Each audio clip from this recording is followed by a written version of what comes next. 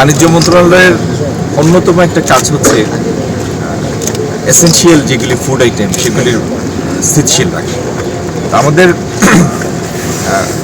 যে সময় আমরা দায়িত্বটা নিয়েছি তার পরের দিন থেকে রোজা মাস শুরু হয়েছে। আমাদের রিয়াকশন টাইমটা ছিল না, মাঝখানে আমরা কিছু করবো সেরকম ছিল না।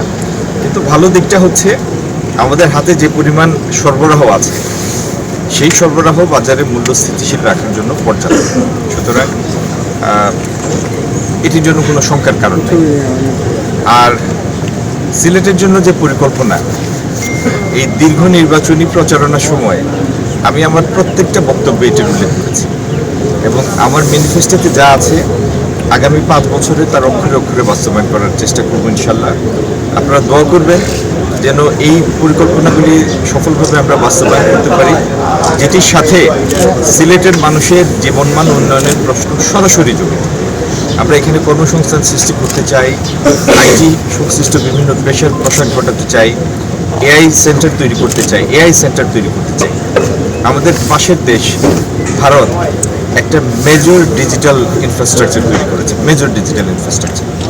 সেখানে সরকারি কর্মচারীদের এআই ট্রেন করার জন্য তাদের স্কিম আছে, প্রোগ্রাম আছে। আমরা যদি পিছিয়ে থাকি, আজকে 2026 সনের পৃথিবী আমাদের দিকে করুণার দৃষ্টিতে তাকাবে না। আমাদের বাকি পৃথিবীর সাথে প্রতিযোগিতার সক্ষমতা অর্জন করতে হবে। তো এই যে সমস্ত চ্যালেঞ্জ আমাদের সামনে আছে, সেই চ্যালেঞ্জগুলো মিটিয়ে বাংলাদেশকে একটি বৈশ্বিক অবস্থানে নেওয়ার জন্য আমাদের যে পরিকল্পনা, উদ্যোগ এবং আন্তরিকতা, সেটা ইনশাল্লাহ আগামী 5 বছরে আমরা প্রত্যেকটা দিন, প্রত্যেকটা মিনিট এটি বাস্তবায়নের জন্য কাজ করব। চ্যালেঞ্জ তো অনেকগুলি আছে। একটা হলো আজকে থেকে 2 বছর আগেও যে ট্রেড রেজিম ছিল পৃথিবীতে, WTO-র আন্ডারে একটা গ্লোবালাইজড একটা পৃথিবী ছিল। হঠাৎ করে আমেরিকান ট্যারিফটাকে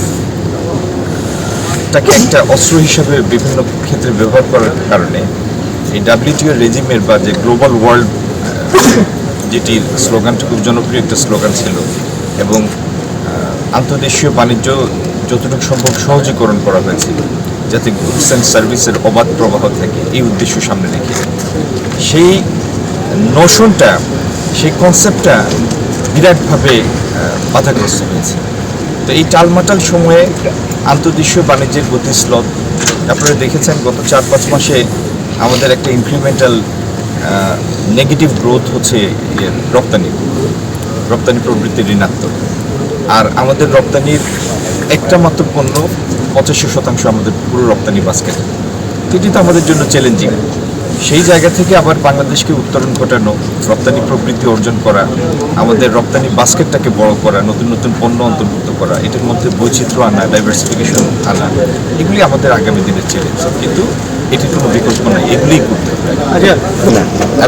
আমার পুরো নির্বাচনী প্রচারণায় ছিল সিলেটের কর্মসংস্থান কেন্দ্র।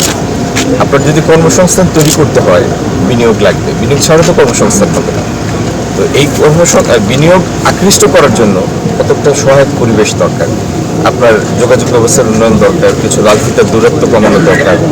তার থেকে বড় জরুরি দরকার সিলেটে কিছু বিশেষ নীতি সহায়তা, যেটির কারণে প্রবাসী এবং দেশীয় বিনিয়োগকারীরা আকৃষ্ট হবে। এগুলি নিয়ে আমরা কাজ করেছি, এটা